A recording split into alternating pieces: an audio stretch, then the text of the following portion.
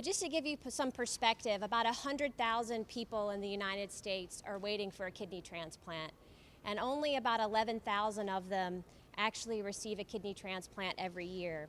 And many patients die while waiting for a kidney transplant, upwards of 15%. And so many of these individuals turn to family, friends, and even strangers to be living kidney donors on their behalf. Around 1996, I got to feeling kind of run down and went back to my family doctor, who discovered I had a really high protein count. He sent me to another doctor, and they started following me and did a biopsy again in 2001, which at that time they were able to identify it as Alport syndrome, which is a hereditary form of nephritis. And I have been going to East Carolina since then. The nephrologist there has been treating me and has done a good job of keeping me healthy till now. You get that diagnosis, and they tell you and you read that it always leads to kidney failure in males, and you say, well, how fast, how soon? And I've been fortunate to stay healthy for another 14 years after I got that diagnosis, and you just do a lot of reading and find out what kidney disease can do for you as it progresses, and I had all those symptoms. You get short of breath and tired, and you're anxious because I had a young family. I just had a 2-year-old at the time, and you're wanting to stay healthy for them and your wife and everybody else. So you have to really come to terms with it and decide that you're not going to let the disease define who you are. I came to UAB through Dr. Locke. Dr. Locke is a friend of mine for many, many years. I've known her since she was a small girl when she went to Johns Hopkins to do her fellowship and that type of thing. And of course, she came to UAB after that. I did some research on UAB and found out it's the leading hospital in the Southeast as far as for kidney transplants. And anytime you can get in a medical center that does a lot of transplants, your chances of getting that transplant is a lot higher.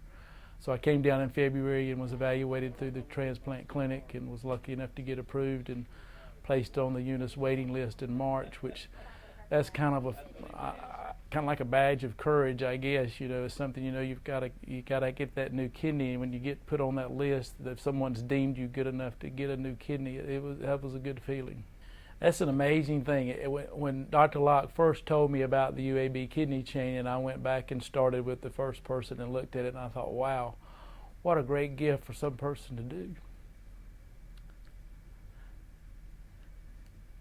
Excuse me.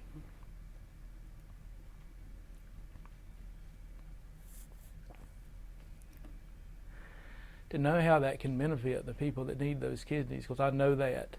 And to think that some person just walked in and said they had a kidney they wanted to give someone who needed it 2 years ago, and then to carry through and be able to trace these 49, soon to be 50 donations back to that one person is really an amazing thing. Okay, so it's the night before surgery. The transplant's in the morning, probably around noon. And everyone's left, no one to visit with anymore, so you just have some time to sit and think about your thoughts and what this day's finally going to mean to you that you've waited for so many years. You naturally turn to think about the person who's donating a kidney that's going to benefit you. So it's morning of the surgery. My wife just got here, and I thought I'd ask her how she feels on Happy Kidney Day. I am excited to be here. This is a joyous day, and we've been waiting for it a long time.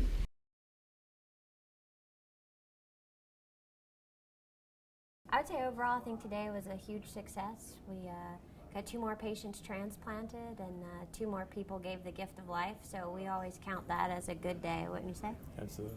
Yeah, it's a good one. I think it's always a challenge when friends and family want you to be their doctor, because it's hard to sometimes separate emotion, and so that's part of why I asked my partner to do the case and that we would do it together. So I think it's really important to have someone there.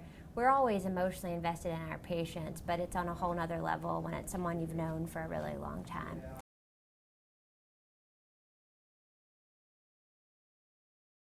I'm feeling good. I'm 2 days out now, and been up walking around since about 4:45 this morning, and done 3 laps around the hall, walked yesterday, It's an amazing feeling to, after about, I don't know, at least the last 5 years feeling so bad, to feel so good as I do after just 2 days of surgery. It's overwhelming just to know that you get to help somebody and make them feel better. And I feel good. Real good. It's a blessing.